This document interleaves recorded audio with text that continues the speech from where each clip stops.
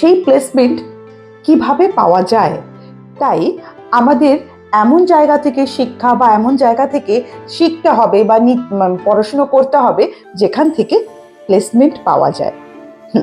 আজকে আমরা যে কোনো ইন্ডাস্ট্রিতে পড়াশুনো করতে পারি, শিখতে পারি, কিন্তু শেখাটাই কি আমাদের মূল বিষয়? নিশ্চয়ই শেখাটা তো অফকোর্স আমাদের মূল বিষয় হতেই পারে, কিন্তু আমরা শিখছি কেন? শিক্ষাটাকে বহন করার জন্য না, আমরা শিক্ষাটাকে বাহন করার জন্য শিখছি।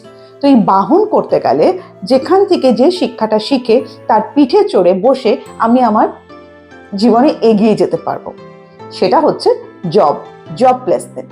হ্যাঁ, প্রথমে আমাদের 2-4 মাস লাগেই বিভিন্ন সেক্টরে ইন্টার্নশিপ করতে, তো তারপরেই কিন্তু প্লেসমেন্ট হয়ে যায়। প্রথমে হচ্ছে শেখা, দেন ইন্টার্ন, তারপরেই হচ্ছে প্লেসমেন্ট। তো যখন ইন্টার্ন করা হয় তখনও কিছু হাত খরচা পাওয়া যায়, কারণ একটা মানুষ তার শ্রম দিচ্ছে, সেটা যে কোনো ইন্ডাস্ট্রিতে সকাল থেকে রাত্রি তারা সেই জায়গাতে রয়েছে, নিজেদের প্রত্যেকটা সময়, নিজেদের মুহূর্ত, নিজেদের পরিশ্রম সবটা দিচ্ছে।